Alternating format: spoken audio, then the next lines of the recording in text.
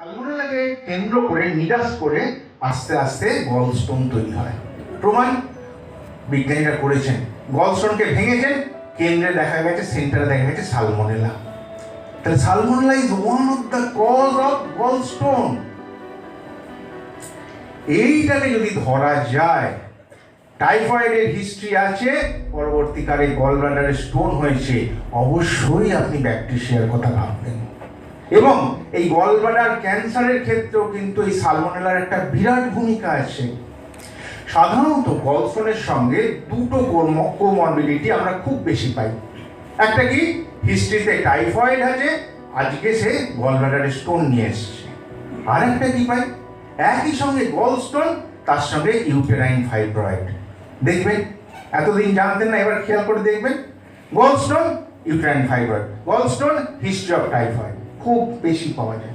যেখানে uterine fibroid, সেখানে কিন্তু সালমোনেলার কোনো ভূমিকা নেই, এখানে হচ্ছে ইস্ট্রোজেনের ভূমিকা। হাই ইস্ট্রোজেন এক্সপোজার, হয়তো মিনারকি আগে হয়েছে, মেনোপোজ পরে হয়েছে, দীর্ঘদিন ধরে ইস্ট্রোজেনের এক্সপোজার হয়েছে, ওরাল কন্ট্রাসেপটিভ পিল খাচ্ছেন, ইস্ট্রোজেনের এক্সপোজার হচ্ছে। এইখানে ইস্ট্রোজেন কি করবে, গল ব্লাডারে স্ট্যাসিস করবে, তার কন্ট্রাকশন পাওয়ার কমিয়ে দেবে, তার ফলে আস্তে আস্তে স্লাজ জমতে থাকবে, আস্তে আস্তে গলস্টোন হতে থাকবে। তাহলে এইখানে আপনি সিনথেটিক ইস্ট্রোজেন ফলিকুলিনাম যেমন ভাবতে পারেন, তেমনি ইউটেরাইন যে ফাইব্রয়েড, তাতে যে ওষুধগুলো আছে সেগুলোও কিন্তু সমানভাবে কার্যকরী হবে। কিন্তু যেখানে টাইফয়েডের হিস্ট্রি আছে, আপনি দয়া করে ব্যাকটেরিয়াকে একবার স্মরণ করবেন। আমি একটা cancer patient, gall bladder cancer পেশেন্টকেও কিন্তু ব্যাকটেরিয়া দিয়ে দীর্ঘদিন ভালো রেখেছিলাম। আমার কড়া কেস, অ্যালোপ্যাথি ওই চিত্তরঞ্জনে গেছে, বলেছে বাড়ি নিয়ে চলে যাও, কটা দিন বাঁচবে, বাড়িতে রাখবে, এক সপ্তাহ হয়তো বাঁচবে না। সেই পেশেন্টকে আমি 9 মাস মতো বাঁচিয়ে রেখেছিলাম, শুধু ব্যাকটেরিয়া দিয়ে, পেনলেস ডেথ হয়েছিল। তাহলে এটাও তো একটা চিন্তা। আমি আরেকটা কেস বলি, খুব ইন্টারেস্টিং কেস, আগেও বলেছি কিন্তু ছোট জমায়েতে, আপনারা সবাই শোনেননি হয়তো, এটা আমার পড়া কেস। একজন ভদ্রলোক, বছর 55 বয়স, এসছেন, এই রাইট শোল্ডার জয়েন্ট এবং সুপ্রাস্ক্যাপুলার রিজিয়ানে একটা পেন নিয়ে, তার সঙ্গে ভীষণ গ্যাস অম্বলের সমস্যা।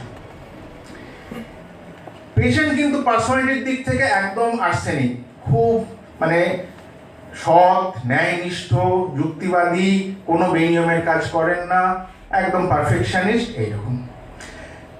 স্ত্রীর বক্তব্য, কি আর খিটখিটে মেজাজ, সবসময় কোনো কিছুই পছন্দ হয় না। আরেকটা কি, ভীষণ ঘেন্না, সেই বিয়ের পর থেকে ঘেন্না করে, ভাতে যদি একটা চুল পড়ে, নিজের মাথার চুলই পড়লো, ব্যাস ভাত খাওয়া হবে না।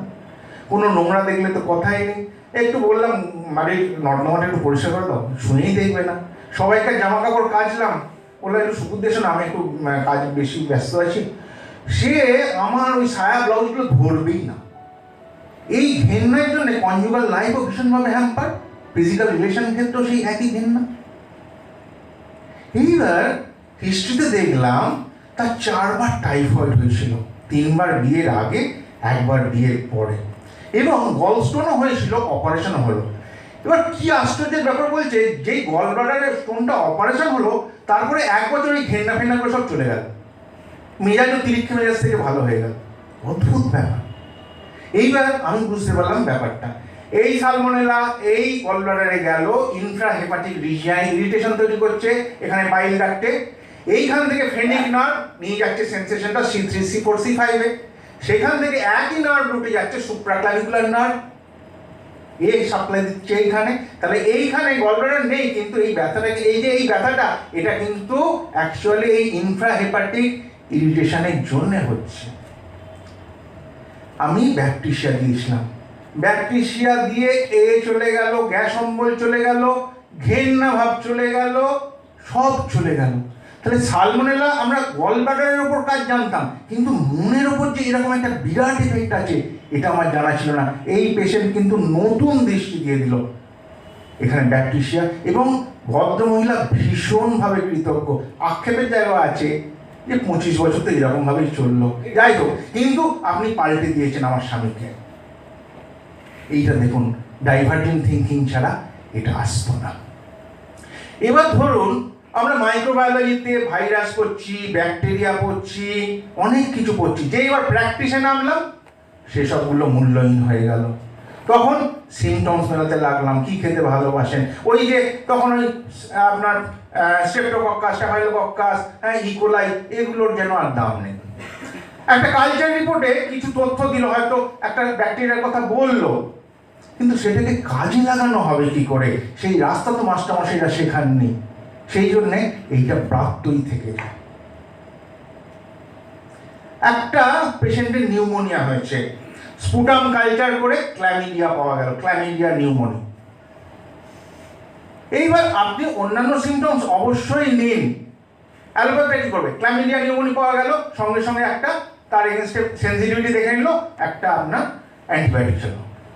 আমরা এই প্যাথোলজিটাকে বিভিন্ন সিমটমস দিয়ে, জ্বর কখন আসছে, জল তেষ্টা কেমন, জিভ কেমন, এইটাকে বোঝার চেষ্টা করছি। তাহলে ক্ল্যামিডিয়া নিউমোনিয়া, সেও নিউমোনিয়া করছে, স্ট্রেপ্টোকক্কাস নিউমোনিয়া, সেও নিউমোনিয়া করছে, ক্লেপসিলা, সেও নিউমোনিয়া করছে, কিন্তু একটু পিকচার আলাদা। এই পিকচারটাকে যদি বুঝতে পারেন তাহলে আপনার সুবিধা বই ক্ষতি নেই।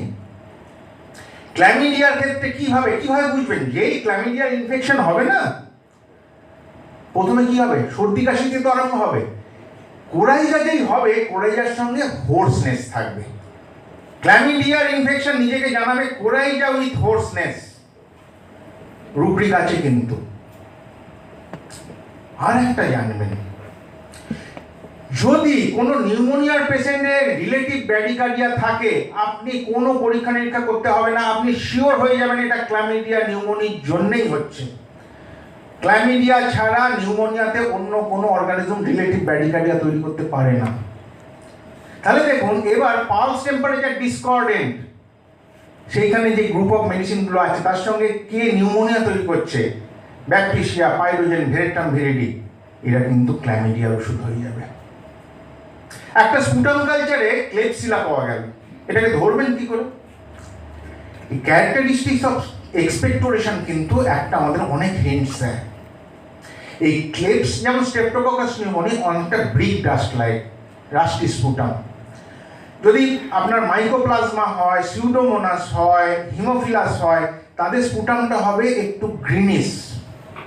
আর ক্লেপসিলার ক্ষেত্রে হবে, বলা হচ্ছে red currant jelly, dark red jelly like expectoration. এইবার আপনি রিপোর্টারি খুলুন, এক্সপেক্টোরেশন ব্লাডি ডার্ক, এক্সপেক্টোরেশন জিলেটিনাস, এই দুটো রুব্রিক ধরে আপনার ওই প্যাথোলজিটা কভার হয়ে যাবে। দেখুন এখানে সালফার, লাইকোপোডিয়াম ইত্যাদি।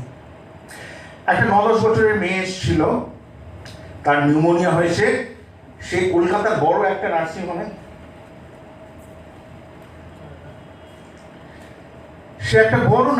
ভর্তি হয়েছে।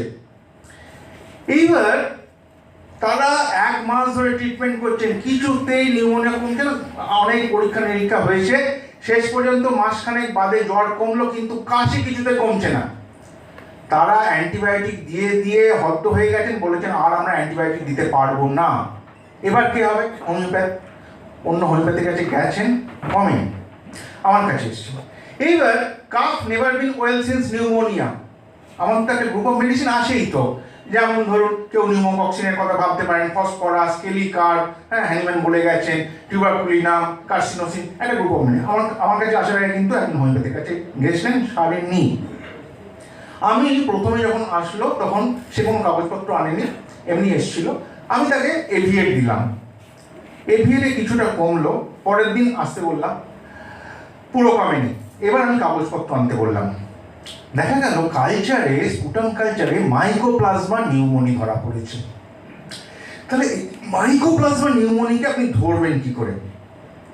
আমি মাইকোপ্লাজমার উপর কিছু রিসার্চ পেপার করলাম, তাতে একটা কথা আমি পেলাম, মাইকোপ্লাজমা প্রডিউসেস এ পার্টুসিস লাইক সিনড্রোম। আরে আমার মাথায় চিন্তা এসে গেল, তাহলে পার্টুসিসের সঙ্গে মাইকোপ্লাজমার একটা সিমিলারিটি আছে। তাহলে এই তো নতুন চিন্তা আমার খেলে গেল। তাহলে আমরা পার্টুসিন, ড্রসেডা, এরকম যে গ্রুপ অফ মেডিসিন যেটা পার্টুসিসকে কভার করে, সেটা মাইক্রোপ্লাজমাতেও লাগাতে পারি। এবার কি বললাম, মাইক্রোপ্লাজমা স্পুটামটা কীরকম হবে, গ্রিনিশ, আমি এবার গ্রিনিশ স্পুটাম খেলাম, সেখানে দেখলাম স্পার্টুসিন নেই, ড্রসেরা আছে, আমি ড্রসেরা দিলাম, পেশেন্ট কিন্তু কাশি কমে গেল। নতুন চিন্তা ভাবনা। তাহলে দেখুন, আবার ধরুন একটা পেশেন্ট আমার কাছে এসছে, বয়স বছর 60, ডান হাঁটুর ব্যথা, একটা হাঁটুর ব্যথা, ফোলা ফুলে গেছে, বেশ ইনফ্লেমড হয়ে আছে। কি হিস্ট্রি পাওয়া গেল? কিছুদিন আগে তার জ্বর, সর্দি, কাশি, বুকে সর্দি বসে গেছিল বলেছিলেন, অনেক অ্যান্টিবায়োটিক খেয়েছেন, কমলো, তারপরে হাঁটুতে ব্যথা আরম্ভ হয়ে গেল, একটা হাঁটুতে ব্যথা। অ্যালোপ্যাথির কাছে গেলেন, অ্যান্টিবায়োটিক খেলেন, অন্য ওষুধ খেলেন, স্টেরয়েড খেলেন, হাঁটু ব্যথা কমলো, আবার কিছুদিন বাদে আবার হাঁটু ব্যথা ফিরে এলো। এখানে পেশেন্ট কিসে ভুগছে? Reactive arthritis. তাহলে এখানে নিউমোনিয়া হয়েছিল, তারপরে রিঅ্যাক্টিভ আর্থ্রাইটিস হয়ে গেল। এখানেও একটা তথ্য দিই, যদি জানবেন যেখানে নিউমোনিয়া হয়েছিল তারপরে রিঅ্যাক্টিভ আর্থ্রাইটিস, একটা মাত্র অর্গানিজম, ক্ল্যামিডিয়া। আর কেউ নিউমোনিয়া করে তারপরে রিঅ্যাক্টিভ আর্থ্রাইটিস করে না। তাহলে ক্ল্যামিডিয়া নিউমোনিয়া এখানে ছিল। এখন কিছু পাওয়া যাবে না স্পুটাম কালচারে, কিন্তু আপনাকে এই তথ্যটা মাথায় রাখলে তখন এবার ক্ল্যামিডিয়াকে কী করে ধরবো? ওই যে বলে দিলাম আগে, ওইখান দিয়ে কিন্তু এই ডিজিজ স্টেটটাকে ধরাতে হবে। এই হাঁটুর ব্যথা সারতে গেলে ক্ল্যামিডিয়াটাকে কভার করতে হবে, নাহলে কিন্তু হবে না। এই যে রিঅ্যাক্টিভ আর্থ্রাইটিস বলছি, এটা তো নানাভাবে আসতে পারে। একটা পেশেন্ট আপনার কাছে নিয়ে এলো এসোটাইটার হাই, তাহলে এসোটাইটার হাই ধরবেন কি করে? সে আজকে ঘাটে ঘাটে ব্যথা নিয়ে এসছে, তার তো আগে টনসিলাইটিস ছিল, তারপরে হাঁটুর ব্যথা এসছে, এটাও তো রিঅ্যাক্টিভ আর্থ্রাইটিস। এখানে কিন্তু রুব্রিক আছে, টনসিলাইটিস ফলোড বাই রিউম্যাটিজম। সেখানে দেখুন একটা গুচ্ছ ওষুধ আছে, সেখানে ফাইটোলাক্কা আছে, গুয়েকাম আছে, ল্যাকেসিস আছে, রডোডেন্ড্রন আছে, ইচিনেশিয়া আছে, কিন্তু একটা গুরুত্বপূর্ণ ওষুধ নেইও। রেপার্টারি যারা খুব মেকানিক্যাল করেন তারা এখানে কিন্তু আটকে যাবেন। এখানে ল্যাকক্যানের কথা বলতেই হবে। ল্যাকক্যান কিন্তু রিঅ্যাক্টিভ আর্থ্রাইটিসের একটা খুব ভালো ওষুধ। আবার ধরুন এই রিঅ্যাক্টিভ আর্থ্রাইটিসের পেছনে একটা জিআই ট্র্যাক্ট ইনফেকশন তো থাকতে পারে, একটা লুজ মোশন হলো, তারপরে একজন পেশেন্ট আপনার কাছে এলো এই আর্থ্রাইটিস সমস্যা নিয়ে। এখানে হোমিওপ্যাথি কী করবেন? এখানে যে অর্গানিজমগুলো কাজ করে মেনলি সালমোনেলা, শিগেলা, ইয়ারসিনিয়া। এইবার এটাকে ধরবেন কি করে? ব্যাকটেরিয়া মেডিকায় কিন্তু হিন্ট দেওয়া আছে, এইবার কোরিলেশন করতে পারলে তবে ধরতে পারবেন, না হলে ধরতে পারবেন না। অ্যাব্রোটে নামে কী লেখা আছে? Acutely checked diarrhoea followed by rheumatism. ওই তো রিঅ্যাক্টিভ আর্থ্রাইটিসের কথা বলা হচ্ছে, ওই তো ডায়রিয়া স্টপড হলো, আর্থ্রাইটিস হলো, রিঅ্যাক্টিভ আর্থ্রাইটিস। আবার কেলিবাইটমে দেখুন রিউম্যাটিজম অল্টারনেটিং উইথ ডায়রিয়া, এও কিন্তু রিঅ্যাক্টিভ আর্থ্রাইটিস। তাহলে এইখানে আর কিছু ভাবা যায় কিনা? এইখানে কিন্তু বাওয়েল নোসোটসের কথা অবশ্যই আসবে। এই যে বললাম নন টাইফয়েডাল সালমোনেলা, যে সালমোনেলা ফুড পয়জনিং করছে, সেই সালমোনেলা এই যে রিঅ্যাক্টিভ আর্থ্রাইটিস করছে। তাহলে যেখানে হিস্ট্রি অফ লুজ মোশন, তার সঙ্গে রিঅ্যাক্টিভ আর্থ্রাইটিস, সেখানে প্রোগ্রেসিভ লস অফ ওয়েট, সেখানে তো গার্ডনারের কথা ভাবতে হবে। শিগেলাও করতে পারে, যেখানে শিগেলাটা কি অ্যাকচুয়ালি? যেটাই শিগেলা সেটাই হচ্ছে আমাদের ডিসেন্ট্রি কম্পাউন্ড। তাহলে এইখানে নার্ভাস টেনশন, অ্যাংজাইটি, অ্যাপ্রিহেনসিভনেস যেখানে পাবেন, সেইখানে আপনি শিগেলার কথা ভাববেন।